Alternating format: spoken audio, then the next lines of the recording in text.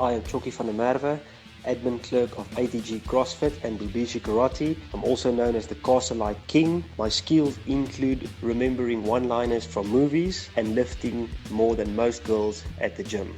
Nick Chalmers, coach at ATG CrossFit, karate instructor at Bubishi Karate, possible vampire and master of dad jokes. Hi, I'm Kyle Chalmers, vertically challenged and horizontally encouraged head coach of ATG CrossFit. And you're listening to Gym Owner Jams. Hi there, listeners. Welcome to another episode of Gym Owner Jams. This week, we'll chat to one of our competition winners of last week, Sharon. We'll go through some of her highs and lows she's experienced through lockdown. We'll touch on our superhero of the week. And then we'll chat to a chiropractor and one of our old members, Sam, that moved to Cape Town recently, about injury, mobility, and all things related to training at home when you get injured and how to work through that. Finally, we'll end it off with Nick's legendary dad joke. Joining us on the line now is Sharon Long.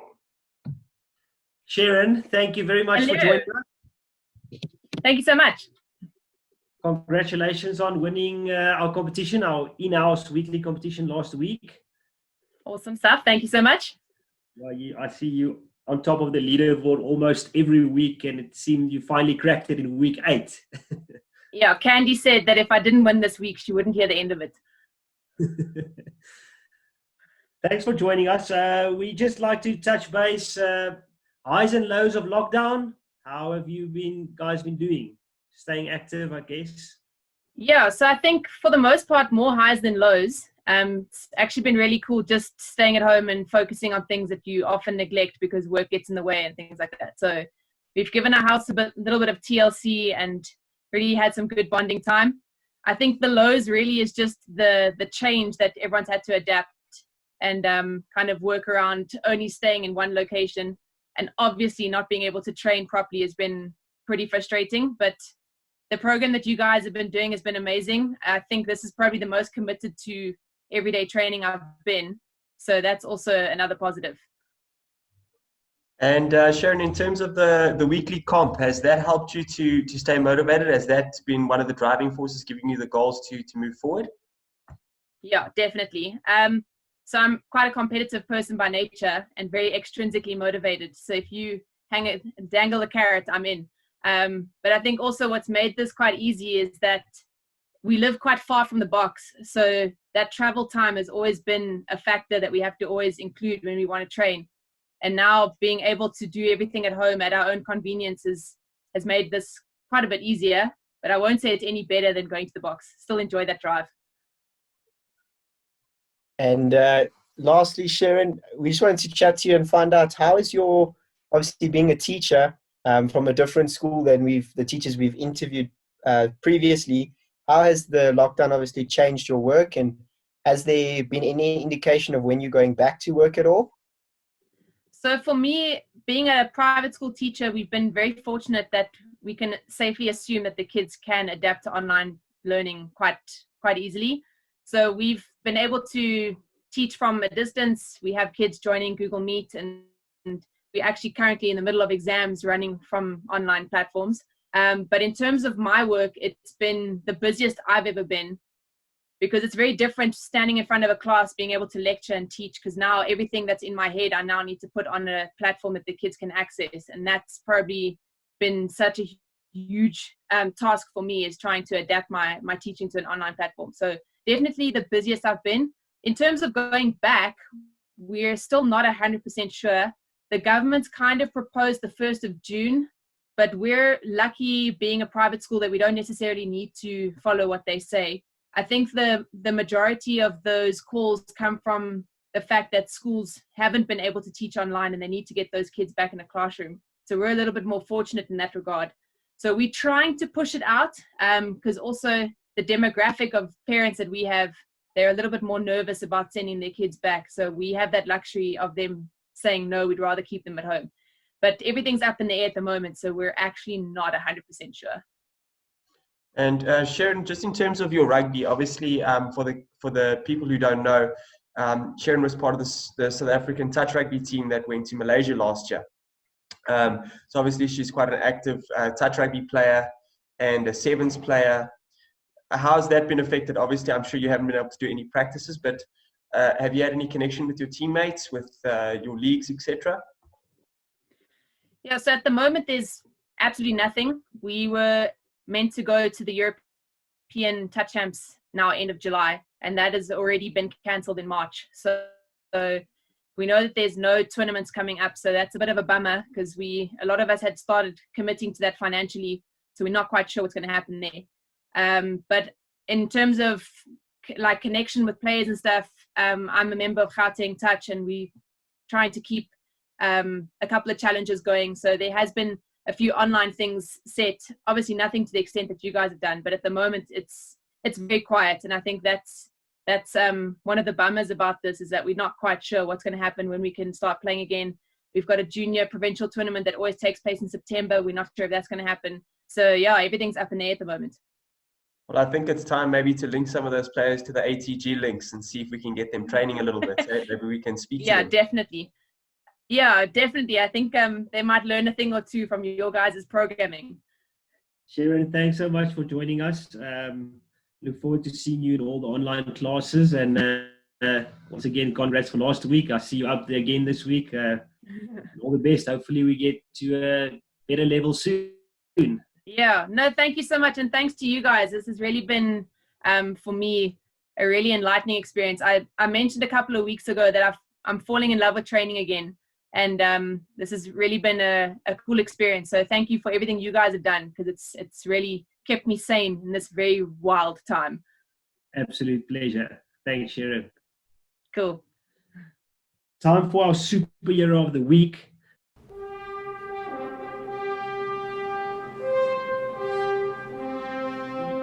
This week, we picked one of our CrossFit Kids members. He joined last year, November, and then during lockdown, which has been 8 weeks, he's attended 34 sessions already. Dave Dreyer, you little legend, you are our superhero of the week. Congratulations, bud. We're going to bring onto the line now Sam Scholtz. She's a chiropractor. As I mentioned before, she practices out of Cape Town. And she's going to chat to us about some of the common things we find with CrossFitters and now especially with us training at home. Sammy, hi. Welcome to our fourth episode. I'm curious to know from your side if you have seen any increase in injuries in your practice, not just CrossFit specific, but people training at home. Do you have more WhatsApp calls? I know you can't always treat the people, but what has your experience been like? So during this lockdown period specifically? Yeah. So interestingly, not actually an increase in injuries from any activity. It's more increase in injuries from a lack of activity.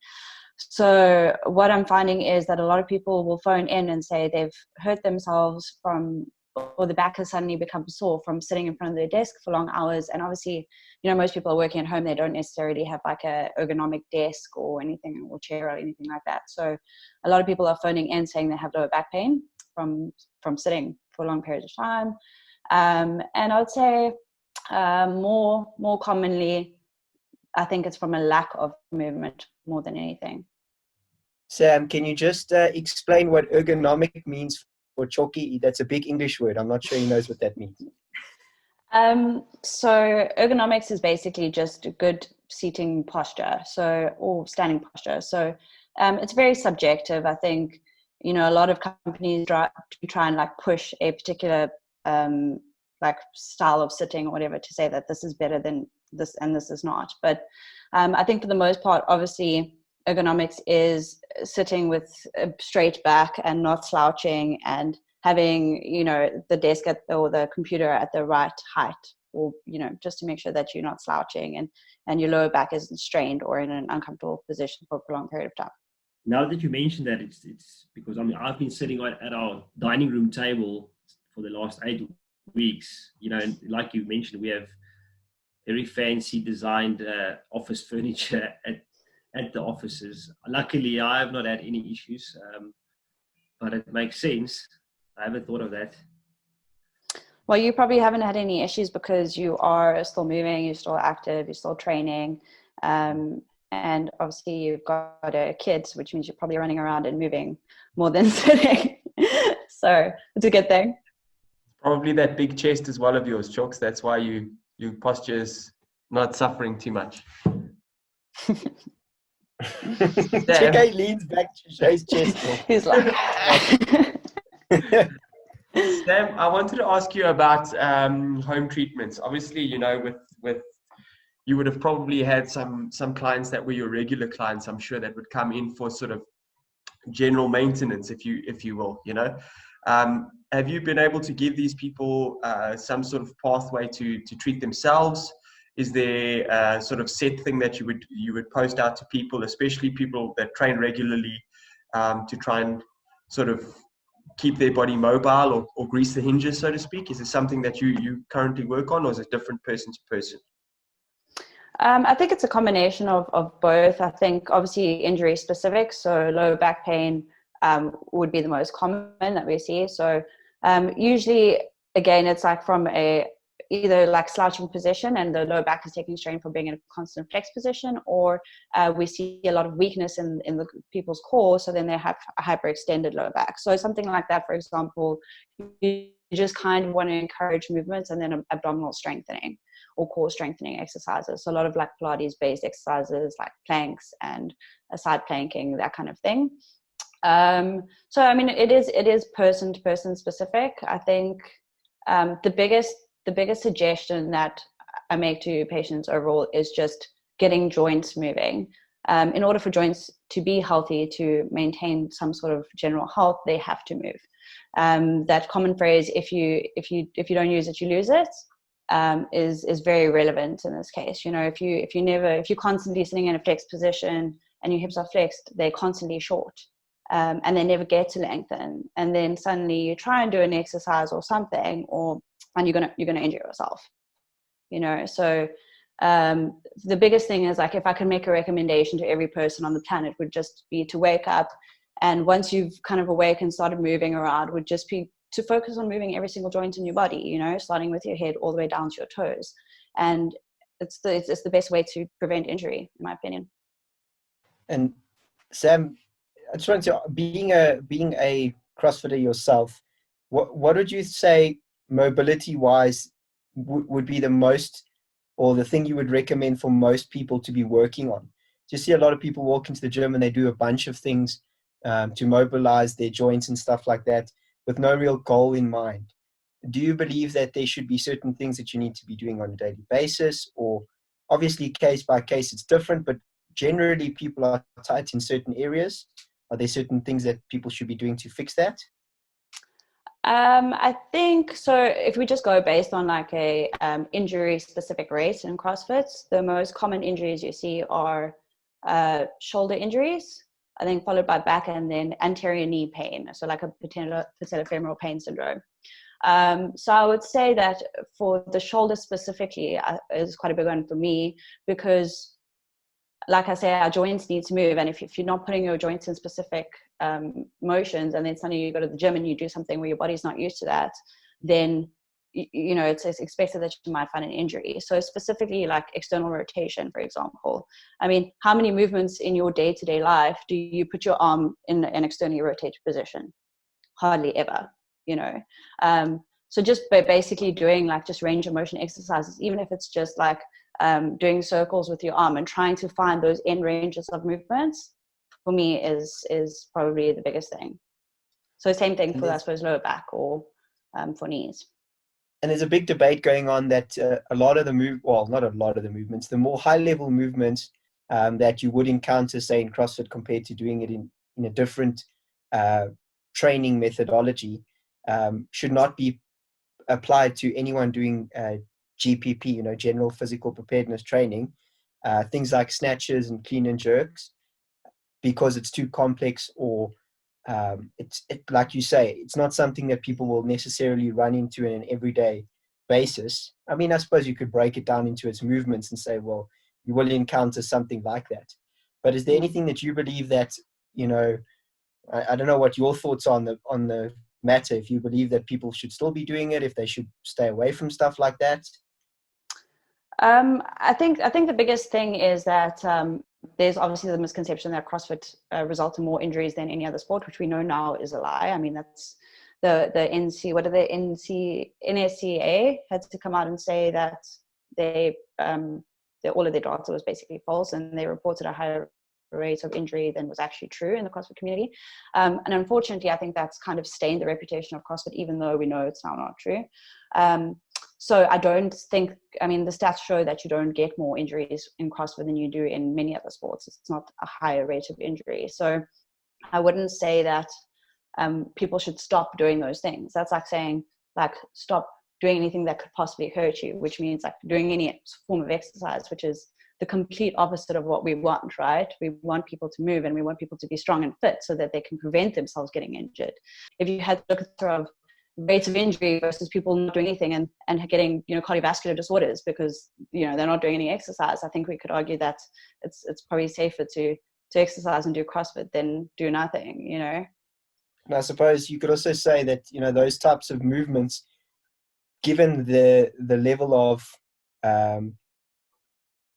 the level that you need to be at to execute them properly, generally people won't pick up an injury because they're not going to push themselves to a point where they can do damage to their body because they're not comfortable with the movement. Whereas something like, you know, you're much more likely to overexert yourself while maybe, I don't know, running or squatting or something that doesn't require that much technicality because you can naturally do it yourself. Absolutely. I think if you actually look at the rate of injury in CrossFit versus rates of injury in running, the research shows that you have a higher rate of injury in running. So I think, you know, it's again where good coaching and gym environments and all those kinds of things come into play. And I think the biggest thing really is ego.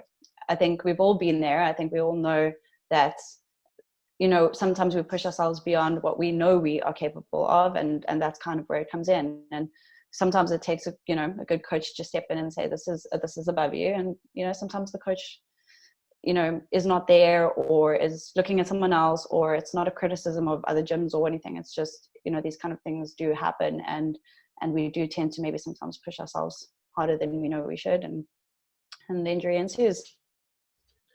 And talking in terms of that, you know, obviously identifying what is an injury and what is a niggle, so to speak. You know, what is your theory on when to continue training? What sort of signs and symptoms or markers are you looking for to tell you, listen, this is not too serious, or hang on, this could be potentially very, very serious. I should stop training completely, or I should move to a different part of my body, or whatever the case may be. Are there sort of indicators that give you that clue? Yeah, I think it's also very subjective. I think we all know our own like tolerances and thresholds, and I think the most important thing is obviously to speak to a coach if there is something that's maybe bothering you. So for example, if something feels uncomfortable while doing an exercise, the best thing to do is just address it with the coach and ask, you know, is this something I should be concerned about? But I think, you know, generally we kind of all know the difference between like a stretch and that feeling of something stretching versus, okay, this is pulling, this is comfortable, this feels like it's going to tear, for example. Yeah, and I would say if something is continuously worrying you and it's happened more than once and it's always in the same movement, like maybe address that. Maybe either speak to a coach or go to a biokineticist, someone who can do a movement assessment, that kind of thing, just to see what the flaw is. And usually it is a mechanical issue. So for example, you have knee pain, but why do you have knee pain? It's probably a hip mobility problem or ankle mobility problem, and that kind of needs to be addressed in a chain. You know, so obviously if something's like swollen or bruised or red or you hear any snapping sounds, that's generally a warning sign of something more serious or insidious going on. Yeah, but I think it is obviously difficult because, you know, CrossFit, you are putting your body through very high intensity training and things hurt, and we get delayed onset muscle soreness and those kinds of things. And the best thing to do is usually just to speak to your coach about it if you're unsure. 100%, because obviously we get this, you know, both sides of the story where people tend to self-diagnose, you know, especially someone who's very active. They tend to speculate as to what the injury could be. Well, I saw this person has got a sore knee and it's their patella, and that's got to be what I've got. And then they start, acting accordingly. And I find often that's quite a difficult thing to do, because obviously, like you say, there's a cause and effect happening here. And it could be you getting knee pain, as you say, because there's something wrong with your hip, or the mechanics of your movement through a squat is creating a problem. Would you then say that it's recommended that if you're having this continuous pain, rather speak to somebody that's a professional that can give you a proper diagnosis, rather than just going on feel and trying to treat it that way?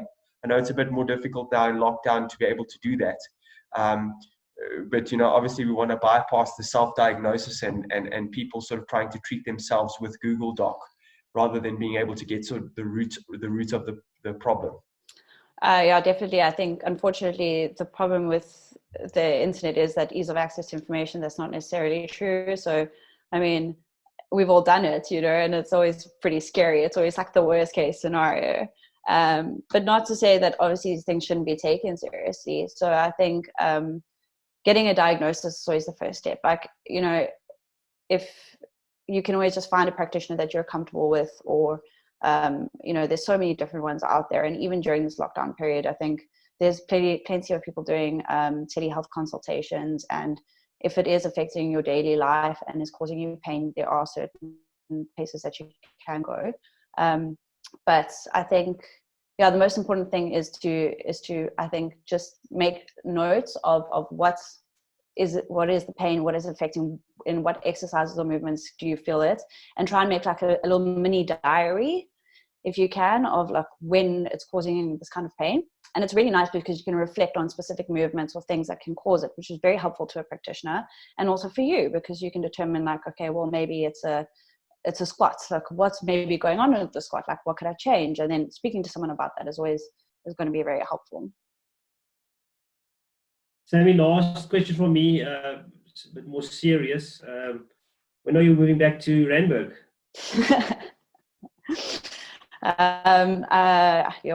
Guys, I love, like, if I could move ATG to Cape Town, I think my whole life would be fulfilled. That'll never happen with Choki. I know, but when he was here, he loved it. I'm telling you, he was like a different person. Even his English improved. I loved it because you showed me around. I did not show you around. This was clearly not fittest in Cape Town, same time. Surely not. No. Why did he hate it when it was fittest in Cape Town? You never, ever, ever heard someone complain as much about one place as Choki complained about Cape Town when we went there. It was He threatened to leave Nicholas.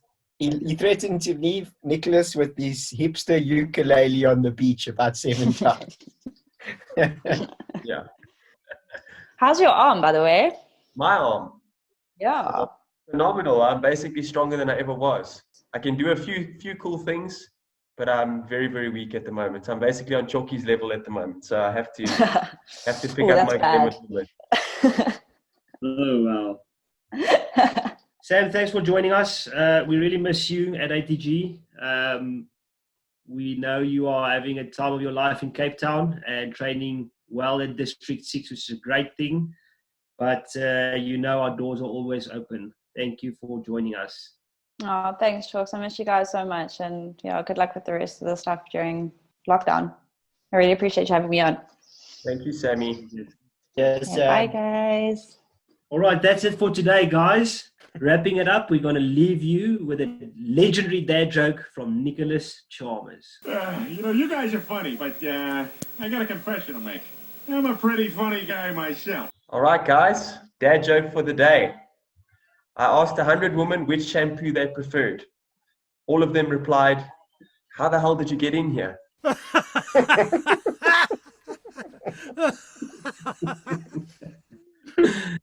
That's a winner. That's a winner. Come on, Carl. Come on.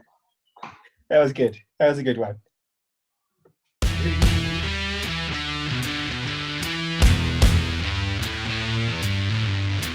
Thanks for listening to our Gym Owner Jams podcast. Keep an eye out for the next one coming soon.